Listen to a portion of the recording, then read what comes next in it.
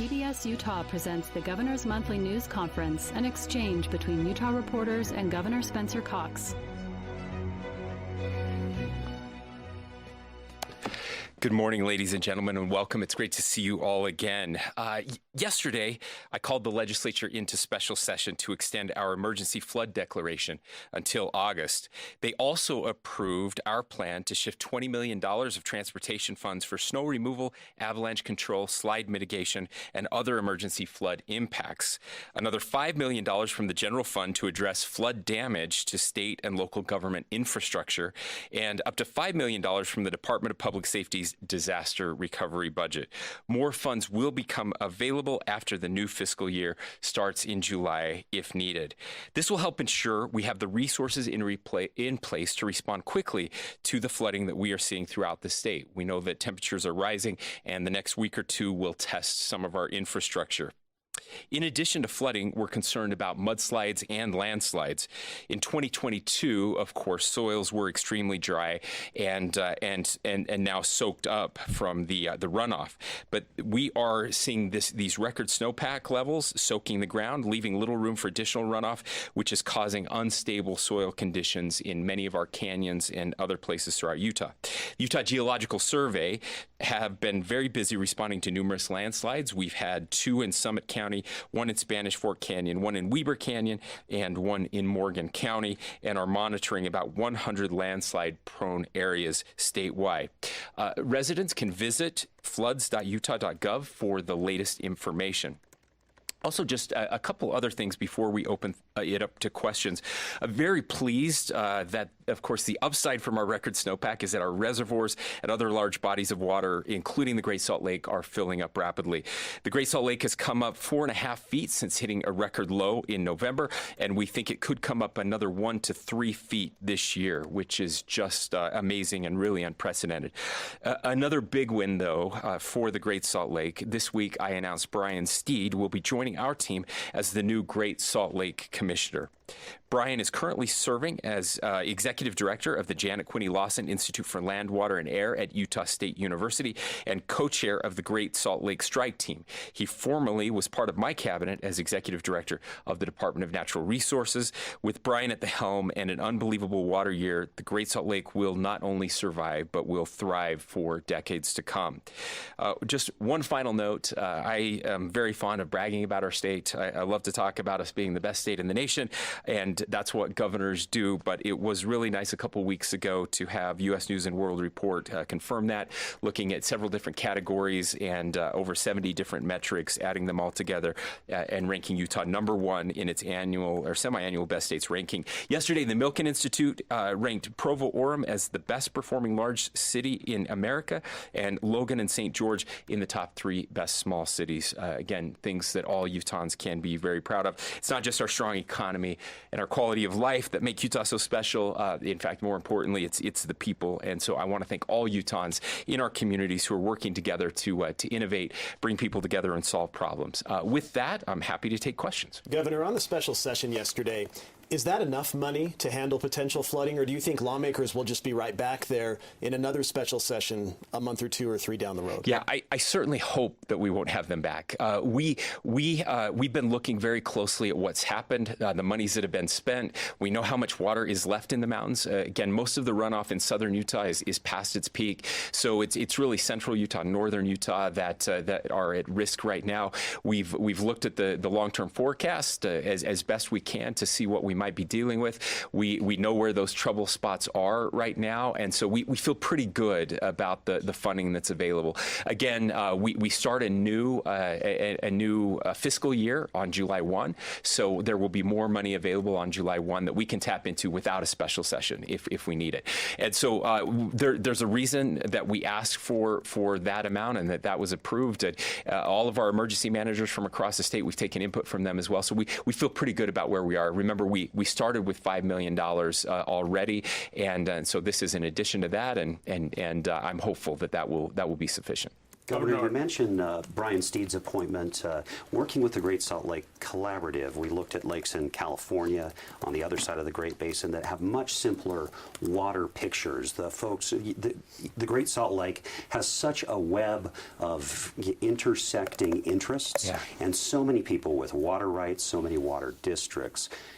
How much power is Brian Steed going to have to work with those folks? How much leverage will he have to really save the lake? Yeah, Max, it's a really good question. And by the way, that's one of the questions that Brian asked me when I was trying to convince him to take this job. And so it's the answer is that this position is really unprecedented. We've never had a position like this.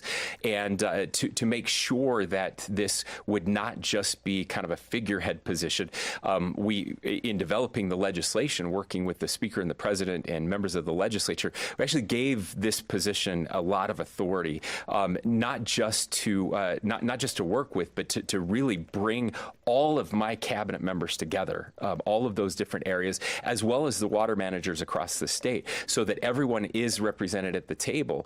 And then he also reports directly to me. So I feel like I have a significant amount of authority and leverage, and so I get to be the leverage for him in many of those discussions, and he has my full support, as does he have the support? This was very rare.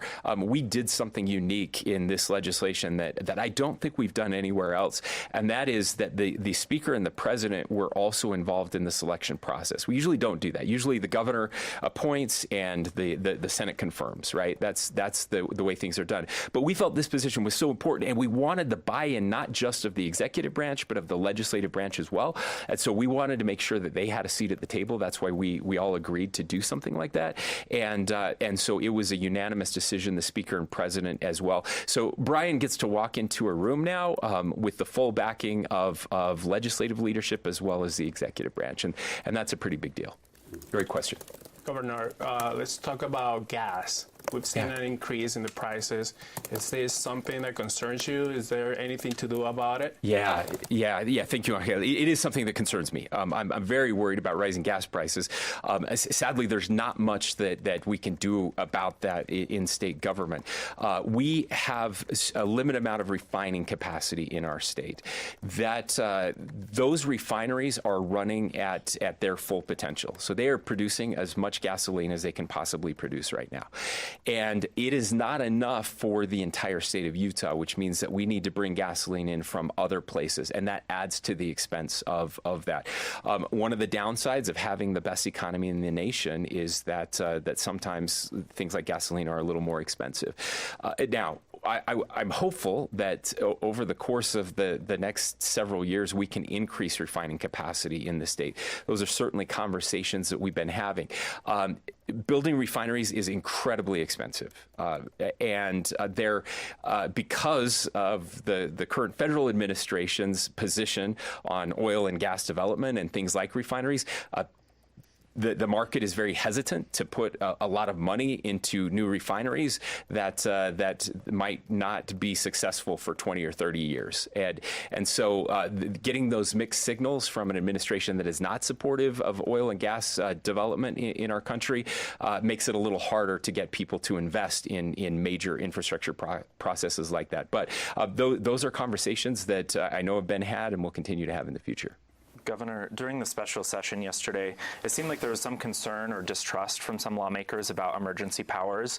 I wonder if you could describe your relationship between your office and the legislative branch and your thoughts on some of those efforts to maybe rein in the emergency declaration. Yeah, I don't think one or two lawmakers should be taken as any sort of sign of anything.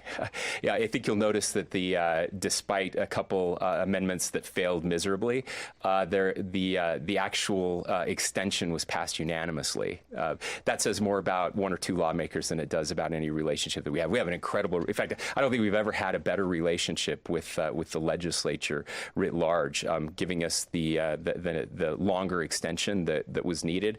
I think speaks to the trust that the legislature does have with the executive branch. We've been able to prove that. There was one addition that we would have a 30-day reporting requirement, which they asked if that was okay, and I said yes. In fact, we were planning on doing 15-day reporting requirements. So 30's fine with us. It's really important that we communicate with each other, and we've tried to do a better job of that, certainly over the past couple years. And I think if to a legislator, if you were to ask them about our relationship and our communication back and forth with them, because again, I just want to point out, emergency powers are legislative powers that have been delegated to the executive branch. That's really important to know. It is me using their power, and I appreciate that ability, but there's also a huge responsibility that comes anytime an executive is exercising legislative powers. It should be very rare, and it should only be used in true emergencies. And this is a true emergency, as anybody that lives among our waterways would tell you. Good morning, Governor. Good morning. So, a lot of money yesterday, not a huge amount of money when we think about infrastructure money. Is there any opportunity for the municipalities to tap into those resources? Do you see a way that this is going to get down to the towns and cities directly, or is it going to happen all at the state level? No, Jeff, in fact, a lot of this will go directly to the cities and towns, and it's to help reimburse them for some of their efforts to keep their citizens safe. That's what we've done with some of the $5 million we've already had. Of course, we want to get state resources to them as they need those, but they're expending their own resources in this, and we want to help them in that effort. We won't be able to pay for everything, but certainly we can pay for some of that. Like, what are cities and towns asking you for? Obviously, originally we've been asked extensively for sandbags. That was first and foremost, and so that first $5 million, most of that went to sandbags, and those have been distributed all across the state. We will, I'm sure, we'll have requests for heavy equipment as they've had to move heavy equipment in to deepen channels or remove obstructions. There will be a possibility of having to tear out some culverts and bridges. When the water gets too high, the best thing to do is actually remove the culverts so that it doesn't now flood into neighborhoods, right? So you can keep that channel open because there's a little bit of a bottleneck there. And so I'm assuming we'll get some requests there as well over time. Thank you. Yep. Governor, in my goal to ask just questions about people named Brian, you also appointed Brian Redd as the head of corrections. Correct. Yes, it's been a week of Brian's. Yes, it has. And we've been looking at the new prison and at healthcare issues there, at safety issues there. And Brian Redd doesn't come from a corrections background, and also some criticism about not conducting a national search. Why not? Why him? Well, there's a couple reasons. One, Brian is one of the best and most competent public servants that I've ever engaged with. I had an opportunity to work very closely with him. This was not a quick decision. This was not something that just happened overnight. We worked very closely with Brian over the course of many years in his former capacity with the Department of Public Safety. So Brian is no stranger to law enforcement. He's no stranger to corrections. He has been very successful in his role there. He did leave to go into the private sector, where he was employed at Goldman Sachs for a couple years and expressed a desire to come back to the state of Utah. I can assure you that everyone who knows Brian at all, both in and out of corrections, and has had any conversation with me, has lauded the pick as a brilliant one. Brian has exactly the educational background, the experience that we need in this position right now.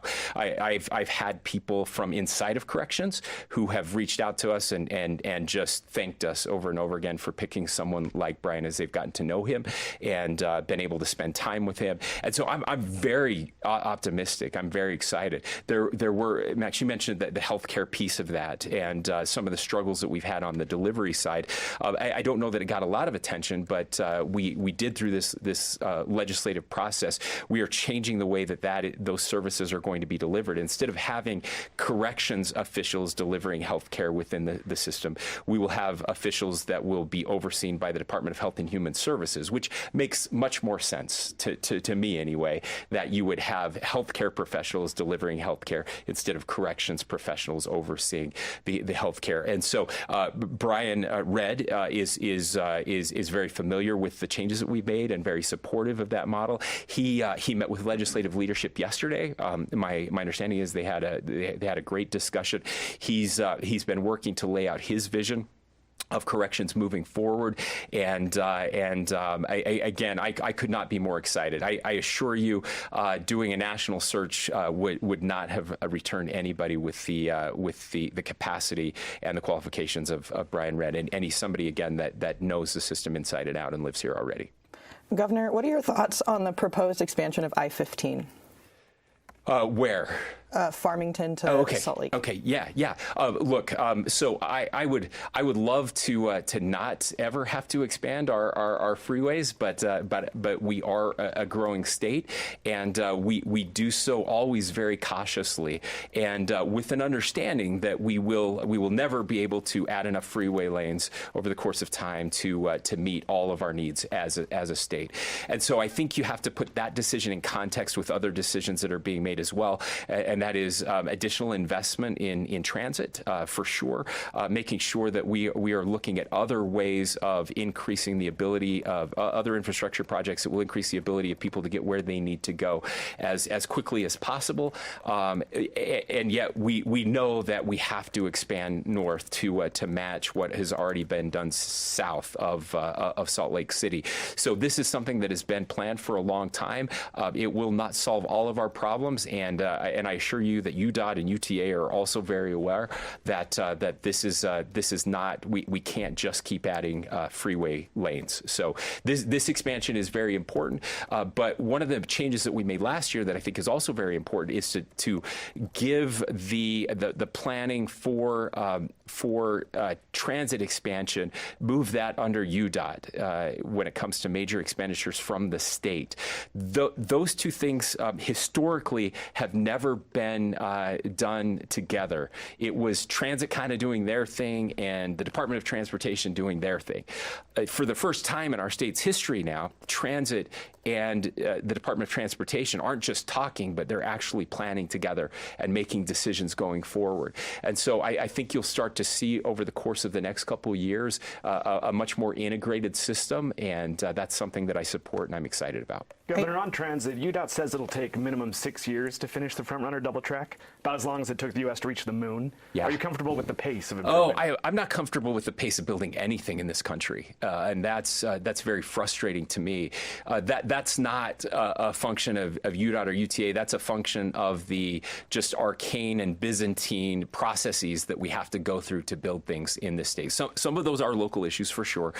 Many of them are not, and because there's a federal funding component to some of this, there are lots of federal permitting laws that we have to go through that just add time and expense to any big projects that we take. I can tell you that this is something that I brought up personally with the president. He agrees with us on this one. It's something we've met. Actually, I formed a working group, a task force of governors, a bipartisan group of governors across the nation. Governor Edwards in Louisiana is my co-chair. Democrats and Republicans working together on trying to find ways. So Governor Stitt in Oklahoma, Governor Pritzker in Chicago, a bunch of us working together to try to do more of this. We've been reaching out to Congress as well. Again, the administration. Just yesterday, we met with Mitch Landrieu with the White House, expressing our concerns and our encouragement to work on some permitting reform and some changes to federal law that will allow us to build things much more quickly. They all agree. All of this infrastructure money that Congress just passed and that the president signed into law that he's touting and is very proud of, and yet none of this is going to get built for decades if we don't make some of these changes. And I think they understand that. I've been told, it's been reported, I think the Wall Street Journal reported this, that as part of the debt ceiling discussions, there are some discussions about compromise over permitting reform. And that may be too much to ask for, but it seems like this is one of those rare things that Republicans and Democrats agree on, at least in principle, if not on the execution of that. So I'm hoping that over the course of the next year, we'll see some major changes. But we have the money. That's what's frustrating. You have the money, but you can't build it.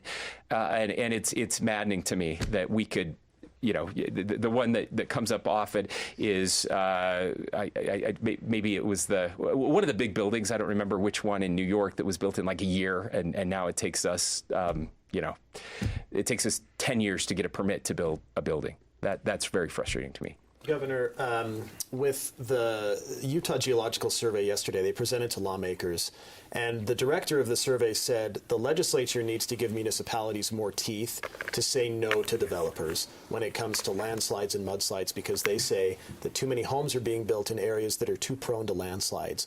Do you agree the legislature needs to give municipalities more teeth to say no to developers? Well, it's certainly worth looking at, and I've had some conversations with the mayor of Draper, where we had obviously one of those areas that slid, and talked about how their hands may have been tied in that.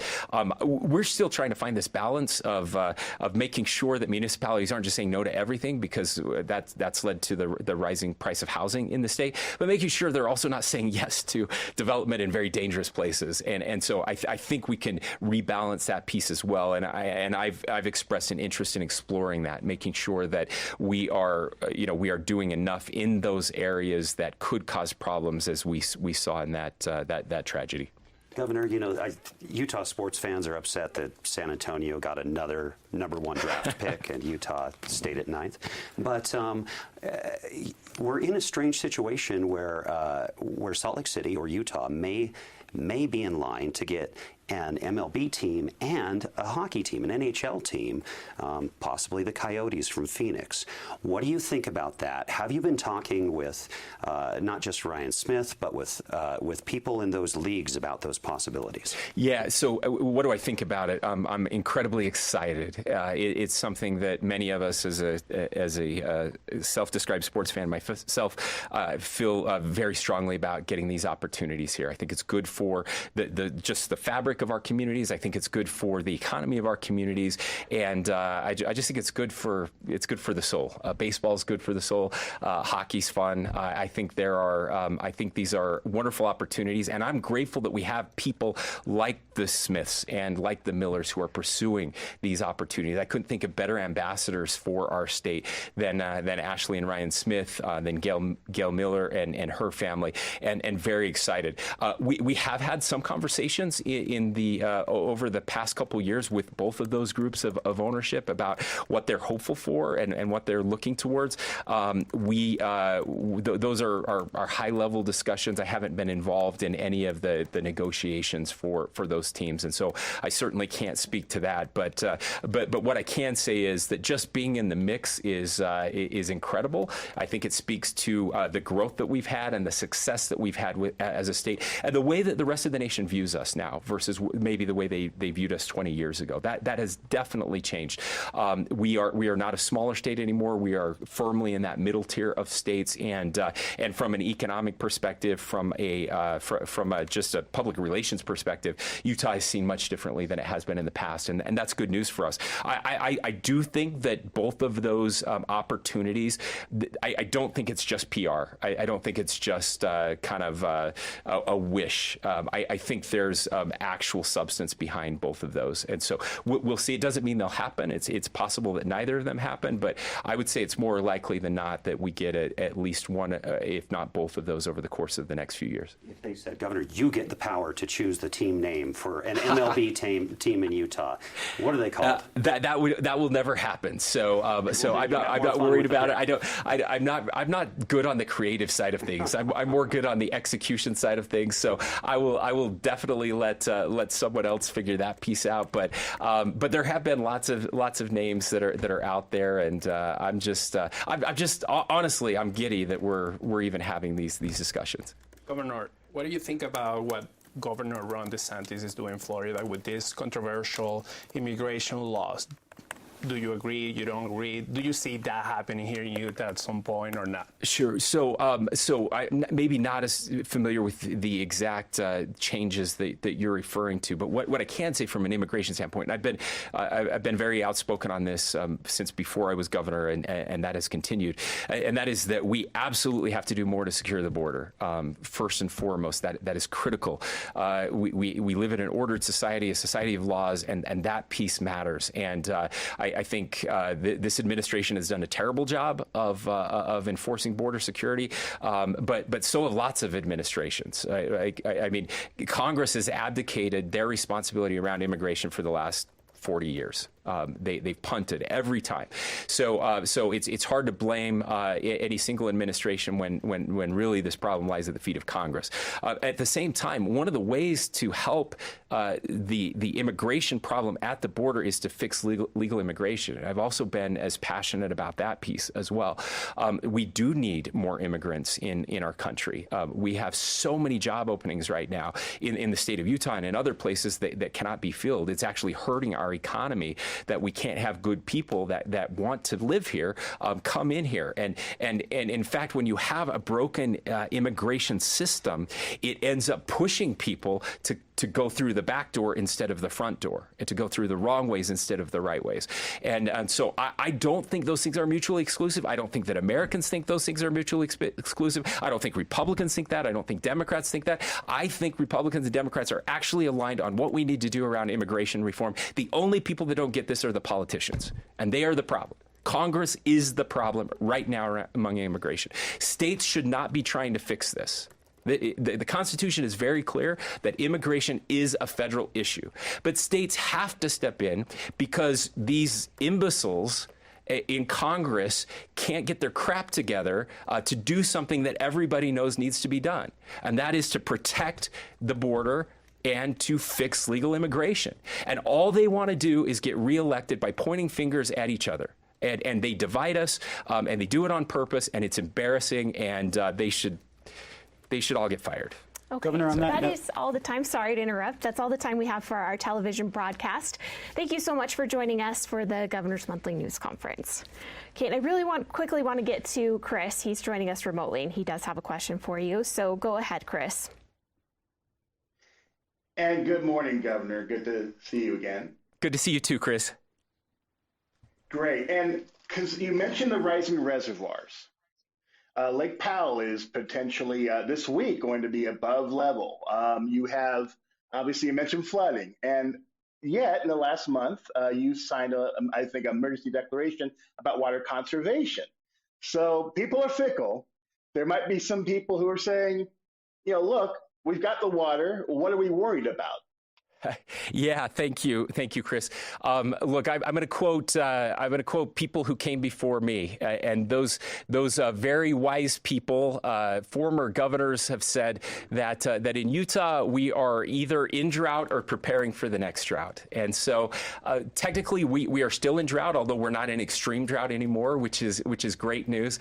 And 1 year does not a 20-year drought solve. So we know that during the course of all of our kids' lifetimes, right over the past 20 years, we've been living through the worst drought in the western United States in over 1,200 years. So since the year 800 AD, according to scientists, this is the worst drought we've had. Now, again, this is, I believe, a literal godsend.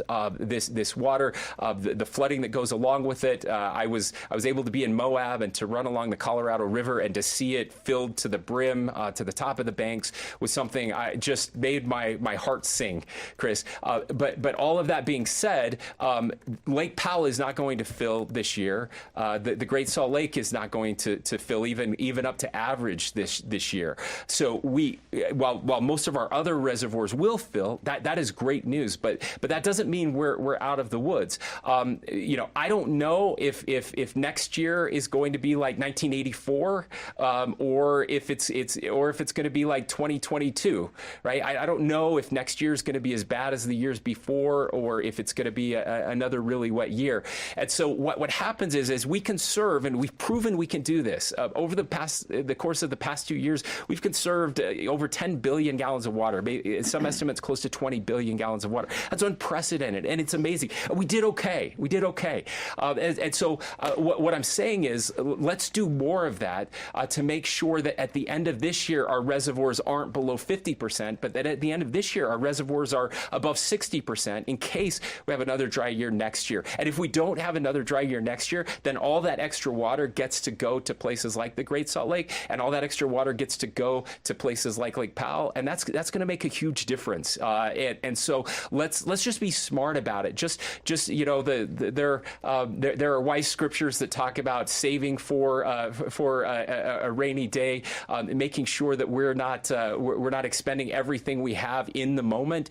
It's just smart for us to use less water, save it save it for a dry day, if you will. We can be wiser about these things, and I think Utahns are starting to understand that. We definitely need a shift. We have had excess water in this state for our lifetimes because of decisions that were made before us, because wise people built these incredible reservoir systems, these water distribution systems, and they did so, and that has given us excess water. It has made it so we haven't had to live like other states that have extremely dry climates. However, with the growth of our state now, and with the again with the changes in climate and weather, we now find ourselves at a tipping point where we cannot continue to live the way we have over the course of the past 100+ years. We have to do better, and this is our opportunity to conserve more even in the wet years. Governor, it's been about 18 months since you launched the Utah Sustainable Health Collaborative to help improve costs and health outcomes in the state. I'm wondering what's been achieved over the last 18 months and what's happening right now to help fix the healthcare system. Sure. Yeah. No. Great question.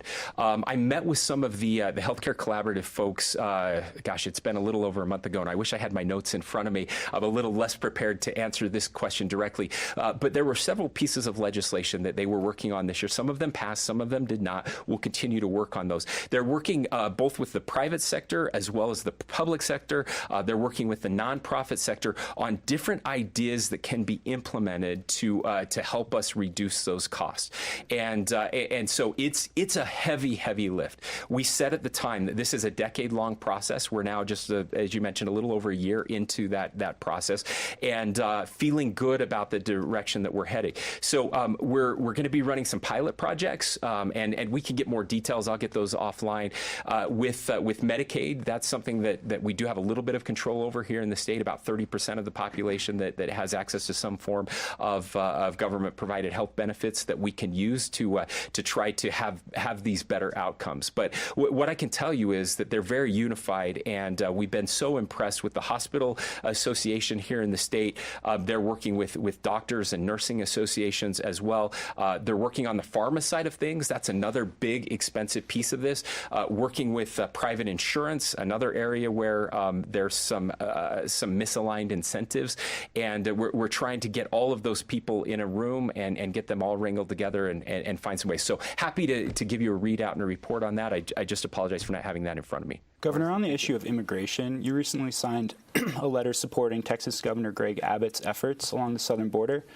Will Utah be sending resources to the border, which is what Governor Abbott is requesting? Yeah, so we haven't had any direct conversations about resources. We had National Guard at the border last year, so we've kind of taken our turn down there, and other states are taking their turns as well. So we will be having those conversations to see what's needed as we look now with the change in law, see where things are ending up and where what's needed down there. But again, as I mentioned before, very supportive of the effort to protect our border.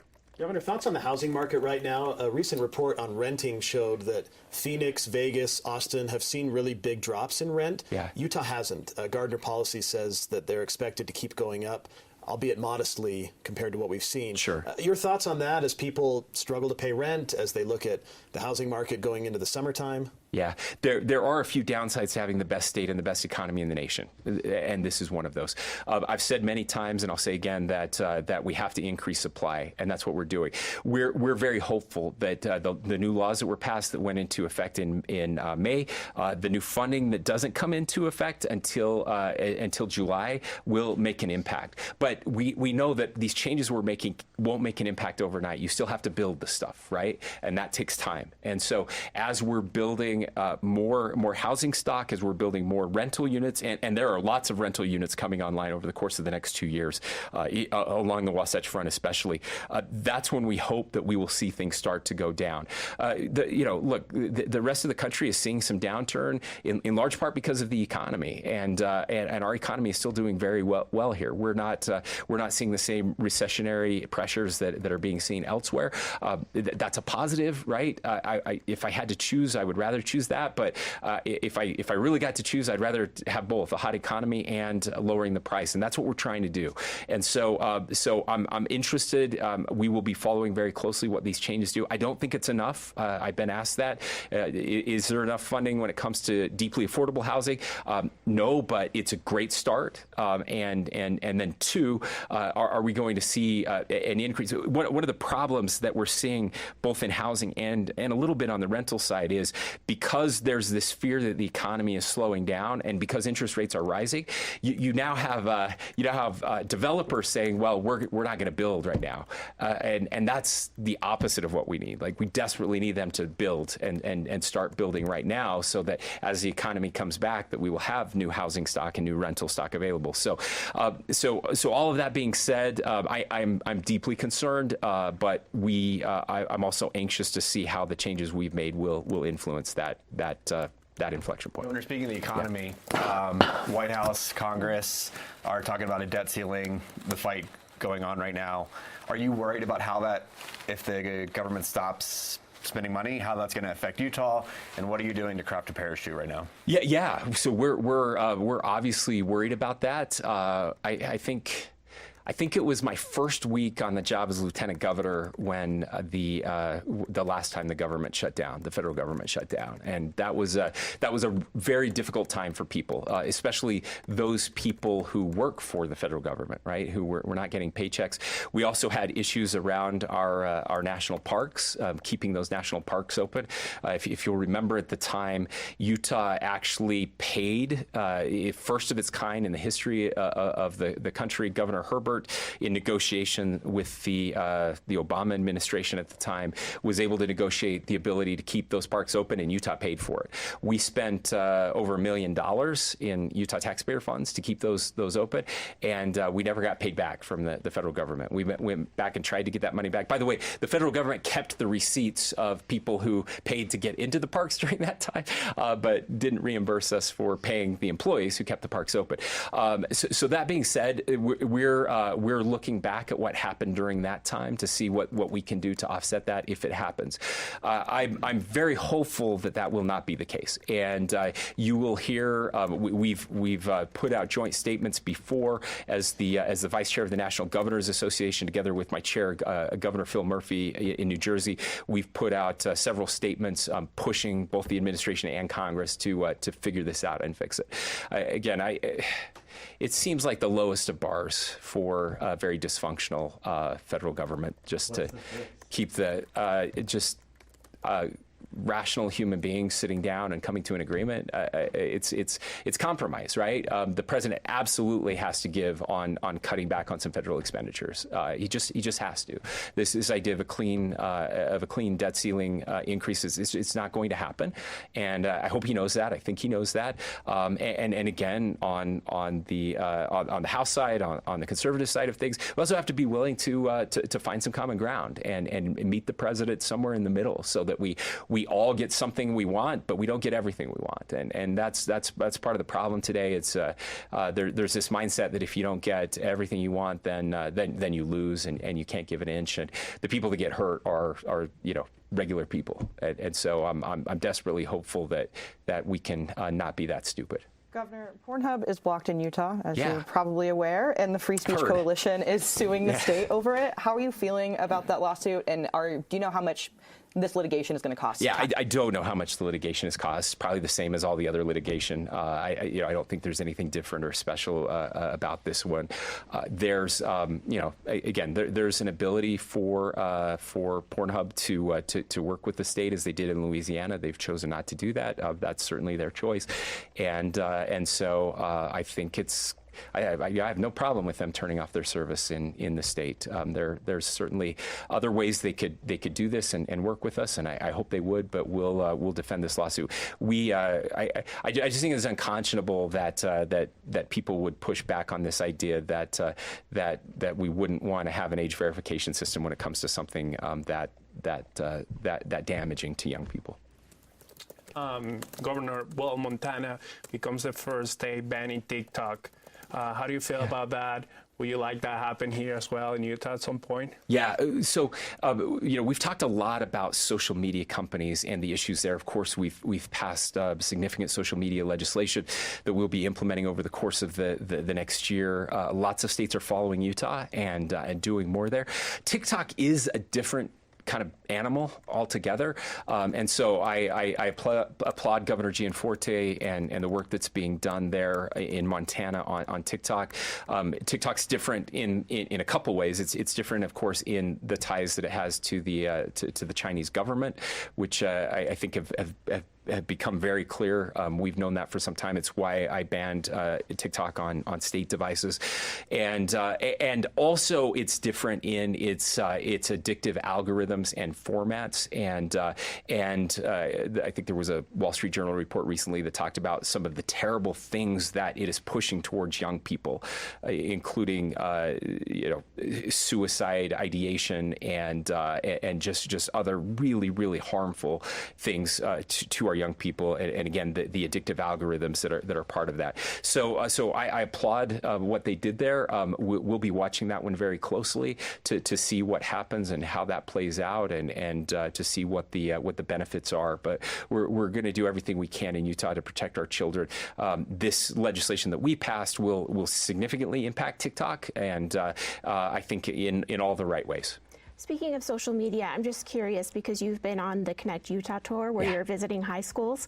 Have you been hearing from students about social media, and how do they respond to that? Yeah, I do. I would say in probably half. So I've been to 28 high schools, and talked as part of the presentation. I bring five students up on stage, and they get to ask me any questions they want. Then I get to ask them some questions, and probably close to half the students I've had a question on social media around that, and in every one of those, I asked the student body, so tens of thousands of kids. I asked them, how many of you think that social media is doing significant harm to your generation? And it's like 100 to 1, yes. I mean, there are very few hands that say no. It's almost ubiquitous, yes. And sometimes the questions, you would expect the questions to be negative, like, Governor, why are you taking away our ability to spend time on social media? And it's mostly the opposite. It's mostly a question about how are you trying to help us prevent the harms that are happening to us with social media. So kids aren't dumb. They get this. It's been really revealing to see their attitudes and their understanding of the challenges that social media is presenting to them. But they also recognize that there are some positives, and I do as well. There are some good parts of social media. Our ability to connect, our ability to stay connected with people that we care deeply about, those matter. And that's not where the social media companies are making their money. That's not what they're using our data for. It's the exact opposite of that. And so we with our kids, we want them to have social media and the good parts of social media while limiting the more challenging parts. Governor, I wanted to ask about the state's legal defense if there is a lawsuit over these social media laws. Sure. You've said before that you think the existing case law was wrongly decided. I'm wondering what cases were wrongly decided, and I mean, the Supreme Court is more conservative now than it was when those cases were being ruled on, and so how does that help the state's legal defense? Yeah, so there will be lawsuits, and I've already said we're going to bring the lawsuit. We're not just changing the law to hold social media companies accountable. We're going to sue social media companies for the damages that they've done to our young people. We've been working with the Attorney General's office. I believe they have a law firm now that they've secured, or they're very close, if they haven't yet, but very close to getting a deal with the firm that will represent the state in those legal proceedings moving forward. So I apologize, I don't have the case law right in front of me, but there were several cases that were decided in the early days of the internet that went to the Supreme Court in which kind of the current framework of the internet and the light regulatory touch that has been applied there. Now, social media didn't even exist when those cases were decided, and certainly any type of big tech kind of monopolistic practices that we're seeing, the addictive features of big tech, algorithms, all of those things none of that existed when those cases were decided, and so I do think it's a very different regulatory time frame. And again, I'm not interested in regulating every corner of the internet. In fact, if you go back and look, the first bill I vetoed as governor was a big tech bill. It was a bill that was trying to tell big tech how to do their business. I vetoed that bill because I disagree with that. But when it comes to our minors, and it comes to and those cases didn't involve kids. That's where we're going to have this fight. And I actually think I don't think it matters, because I think this is neither necessarily a conservative nor a liberal argument or viewpoint. There's a libertarian thread that would say we should not have any regulation whatsoever on the internet, even if it involves minors. And while I often have libertarian tendencies when it comes to our kids, that is not one of them.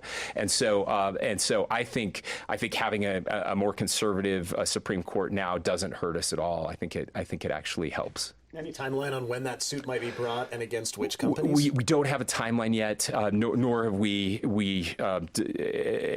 decided on which companies. We'll look at the best fact patterns to hold people accountable, but I would not be surprised if it was most of them, the big players. Governor, a recurring theme as you've been talking through this press conference has been about issues that states are taking on, even as you say, they're a federal government's responsibility. And I'm not a lawyer, but I'm counting three. There's the migration issues, which you touched on and said federal government needs to do this, but interstate commerce. That seems like if anything's interstate, it's the internet. And then also the other was the good faith clause in the Constitution, that the federal government shall not default. Essentially, it's constitutional. You can't default. Correct. So why get pragmatic on that? The president's got to give instead of just saying we're not defaulting. And also on the internet, we're gonna do this, even though constitutionally, it seems like a federal issue. Yeah, look, I've said this before. I am an attorney, Max. At least I was, and I want to be very clear that in most areas, the federal government has overstepped into state boundaries. The states are supposed to be co-equal partners with the federal government. I believe that balance of power has shifted over the course of time, especially through kind of the imperial presidency of the 60s and 70s. We don't need to get into all of that, but there's no question that there has been a shift there. And yet, I also recognize that there are some areas that are definitely in the purview of Congress and where they should take action. But in the absence of action, we have no choice but to step in where we can. So to your point on all of those, immigration very clearly laid out in the Constitution that is a federal issue. We passed comprehensive immigration reform in the state 12 years ago. It all runs together. It was before I was in the legislature, and I think it's brilliant. I think it's a model for what Congress should do.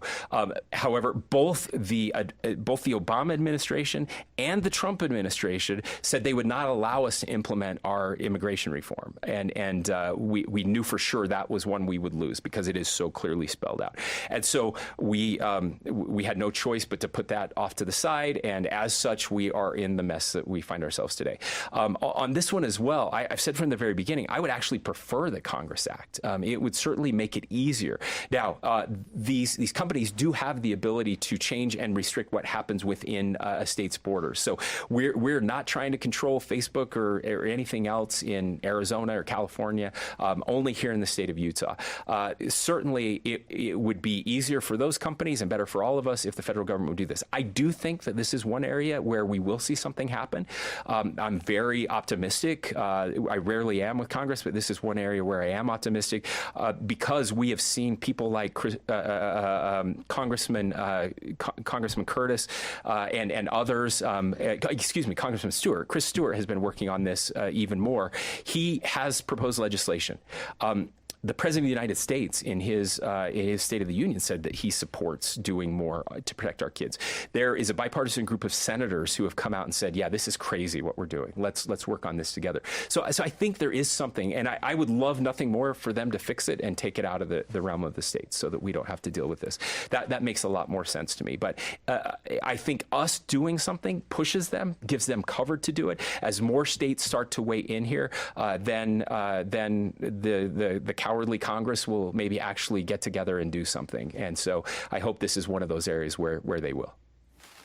Okay, and we are out of time. So thank you so much for joining us and answering all of our questions. You're very welcome. Thanks, everybody. Have a great day. Stay safe out there. Thank you.